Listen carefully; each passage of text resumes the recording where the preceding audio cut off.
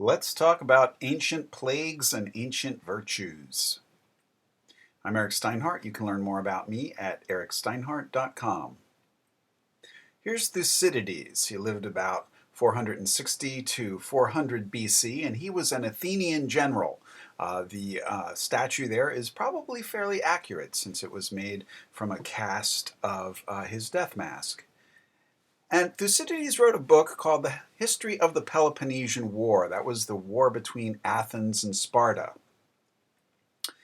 One of the things that happened during that war was the Athenian Plague. Thucydides describes the Athenian Plague, and it happened first in the year 430 BC, and it returned twice in the coming years. And it was estimated to have killed about 25% of the population of Athens and surrounding area. Here's Myrtis, just to put a human face on this. And this, what you're looking at, is a reconstruction of an 11-year-old girl who died in the Athenian Plague. Her skull was found very well preserved. It was found in a mass grave of plague victims. And the reconstruction uses modern forensic techniques, and it's highly accurate. We don't really know what her hair or eye color were, because those we would need DNA for.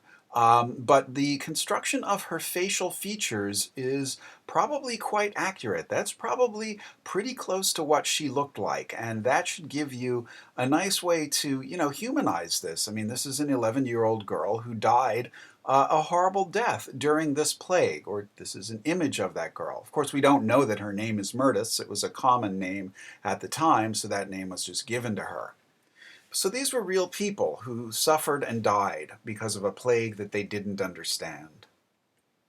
Here's Socrates, a bust of Socrates, a head of Socrates. He lived from about the year 470 to 399. He was a decorated military hero. He fought in the Peloponnesian War, and he survived the Athenian Plague. Right? The Athenian Plague was in the year 430 to about 425. Remember, right?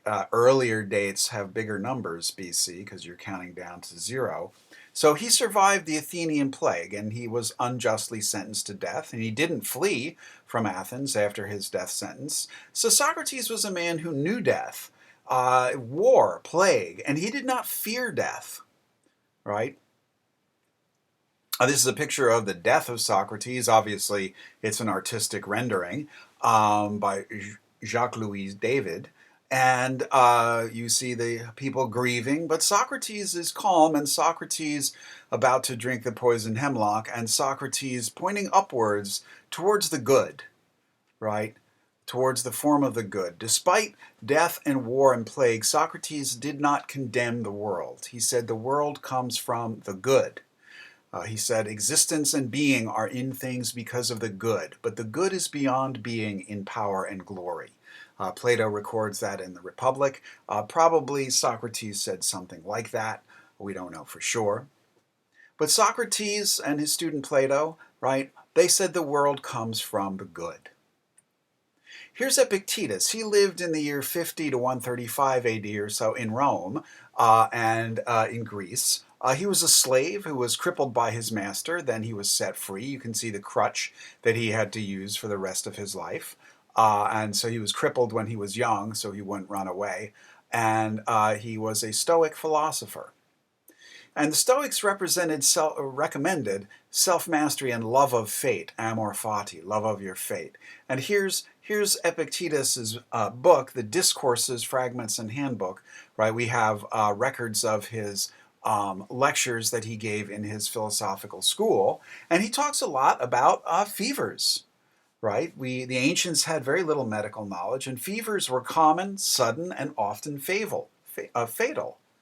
Right? Here's one of the many things he says about fever. If you have a fever, then do what one who has a fever should do. What does it mean to be sick well? Don't blame God or man. Don't be overwhelmed by the things that happen. Await death bravely and correctly, and do what is given to you. Right? That's love of fate. If you're fated to die from fever, then don't be overwhelmed by it. Await death bravely and correctly. That's your fate. Do what is given to you. right? And of course, this was serious in those days, right? When they talk about fever, they couldn't go reach for some aspirin or for some antibiotics or for a vaccine. People who got fevers often just died. Here's Plotinus, comes a bit later, writing in around the year 250 AD in Rome, and he has an entire Aeneid, an entire chapter of his Aeneids, and its title is Against Those Who Say the Creator of the Universe and the Universe Itself Are Evil. Now, of course, the Creator is the divine mind, powered by the good, which Plotinus also identifies with the one. And the universe, right, Plotinus talks about the universe. The universe was not made for us. It was made for the goods of all things. And the universe is not evil. It's not fallen or corrupted by sin. The universe is good. As a whole, the universe is good. Different things within the universe fight against each other. They struggle against each other. They kill each other. They eat each other. They make each other sick. They cause each other pain and suffering. None of that makes the universe bad. Right? Conflict is in the parts, but the whole is good. And the universe was not made for you to be happy. Plotinus is not a utilitarian. Human suffering does not constitute an argument against the goodness of the universe. All things for Plotinus come from the one. The virus, there's a picture of the coronavirus. The virus comes from the one. The one is the creative power that generates all things. It generates a profusion and fecundity of life in every form. And human intelligence also comes from the one, right? There's sort of an image of the human mind at work, right? Radiating its intelligence outward into the world. The virus has its powers and we have ours. And all things have arete. Arete is an old word, ancient Greek word for competitive excellence, the kind of functional virtue or excellence that shines out in the struggle, the agon, right? The competitive arena of all things contending with all things, right? As everything strives for its good, look, the virus has its arete, it strives for its good, which is to replicate. It has its power to hijack our cells, and it's got power. It is power, its arete is its power to sicken and kill. But we have our arete.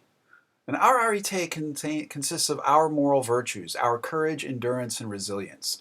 And it also includes our intelligence to make drugs and vaccines and to defeat the virus.